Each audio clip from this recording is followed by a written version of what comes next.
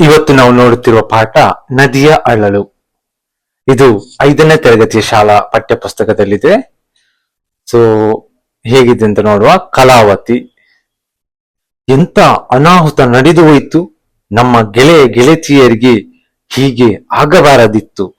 ಸ್ನೇಹ, ಅವರಿಗೆ ಏನಾಯಿತು? ಮನು, ಅಯ್ಯೋ ನಿನಗೆ ತಿಳಿದಿಲ್ಲವೇ? ಈಜಲು ಹೋದ ಅವರೆಲ್ಲರೂ ಆಸ್ಪತ್ರೆಗೆ ದಾಖಲಾಗಿದ್ದಾರೆ. ಶಾಂತಲೆ, ಆಸ್ಪತ್ರೆಗೆ ದಾಖಲಾಗಲು ಅವರಿಗೆ ಏನಾಗಿತ್ತು? ಸಲೀಮುಲ್ಲಾ, ನಿನ್ನೆ ಭಾನುವಾರ ಶಾಲೆಗೆ ರಜೆ ಇತ್ತಲ್ಲವೇ? ಅವರೆಲ್ಲರೂ ಬೆಳಗ್ಗೆ ಆಟವಾಡಲು ಹೋಗಿದ್ದಾರೆ. ಮಧ್ಯಾಹ್ನದವರೆಗೂ ಆಟವಾಡಿ ಅನಂತರ ಸೆಕೆಯನ್ನು ತಾಳಲಾರದೆ ಊರಿನ ಪಕ್ಕದ ನದಿಯಲ್ಲಿ ಸ್ನಾನ ಮಾಡಿದರು. ಪರಿಣಾಮವಾಗಿ ಅವರ ಮೈಮೇಲೆಲ್ಲ ದಪ್ಪ ದಪ್ಪ ಗುಳ್ಳೆಗಳು ಎದ್ದು ವಿಪರೀತ ತುರಿಕೆ ಪ್ರಾರಂಭವಾಯಿತು. ನೋವು ತಾಳಲಾರದೆ ದಂಡೆಯಲ್ಲಿ ಬಿದ್ದು ಹೊರಲಾಡಿದರು. ಯಾರೋ ದಾರಿ ಹೋಗರು ನರಳಾಟ ಕಂಡು ಅವರನ್ನು ಎತ್ತಿಕೊಂಡು ಹೋಗಿ ಆಸ್ಪತ್ರೆಗೆ ಸೇರಿಸಿದರು. ಅವರ ಆರೋಗ್ಯ ತೀರಾ ಹದಗೆಟ್ಟಿದೆ. ಮಕ್ಕಳ ಆಸ್ಪತ್ರೆಗೆ ಬರುತ್ತಾರೆ. ವೈದ್ಯರು ಪರೀಕ್ಷಾ ಕೊಠಡಿಯಿಂದ ಹೊರಬರುತ್ತಾರೆ. ದಿಲೀಪ್, ನಮ್ಮ ಗೆಳೆಯರ ಸ್ಥಿತಿ ಹೇಗಿದೆ ಡಾಕ್ಟರ್? ವೈದ್ಯರು, ಇನ್ನು ಏನನ್ನು ಹೇಳುವಂತಿಲ್ಲ ಮಕ್ಕಳೇ, ಆದರೆ ಚಿಂತೆಗೆ ಕಾರಣವಿಲ್ಲ ಅಂತ ತೋರುತ್ತದೆ. ರಮ್ಯಾ, ಅವರಿಗೆ ಏನಾಗಿತ್ತು ಡಾಕ್ಟರ್?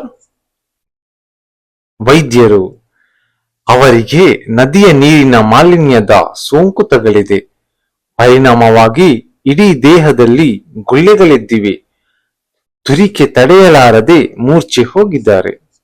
ದೀಪಕ್, ಅವರ ಜೀವಕ್ಕೆ ಏನು ಅಪಾಯವಿಲ್ಲ ತಾನೆ? ವೈದ್ಯರು, ಚಿಂತಿಸಬೇಡಿ ಮಕ್ಕಳೇ, ಸಕಾಲದಲ್ಲಿ ಆಸ್ಪತ್ರೆಗೆ ಬಂದ ಕಾರಣ ಸೂಕ್ತ ಚಿಕಿತ್ಸೆ ನೀಡಿದ್ದೇನೆ. ರೀಟಾ, ನಾವು ಅವರನ್ನು ನೋಡಬಹುದೇ? ವೈದ್ಯರು, ಈಗ ಬೇಡ ಮಕ್ಕಳೇ, ಸಂಜೆ ಬನ್ನಿ.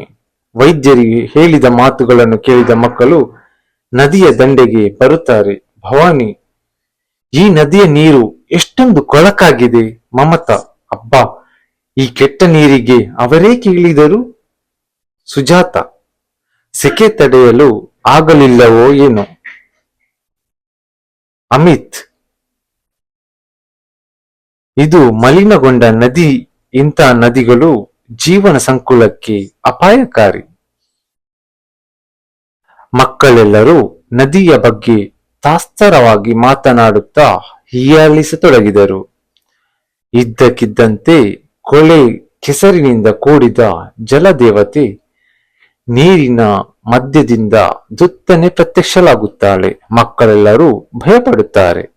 ಮಕ್ಕಳು, ಯಾರಿವಳು? ಎಷ್ಟು ಅಸಹ್ಯವಾಗಿದ್ದಾಳೆ. ಜಲದೇವತೆ, ನಾನು ಜಲದೇವತೆ ಮಕ್ಕಳೇ. ಮಕ್ಕಳು, ಛೀ ಛೀ, ಜಲದೇವತೆ ಹೀಗಿರುತ್ತಾಳೆಯೇ? ನಿನ್ನನ್ನು ನೋಡಿದರೆ ನಮಗೆ ಅಸಹ್ಯವಾಗುತ್ತದೆ. ಜಲದೇವತೆ, ಏಕೆ? ನಾನು ನಿಮಗೇನು ಮಾಡಿರುವೆ? ನೀವೇಕೆ ಅಸಹ್ಯ ಪಟ್ಟುಕೊಳ್ಳುತ್ತಿದ್ದೀರಿ?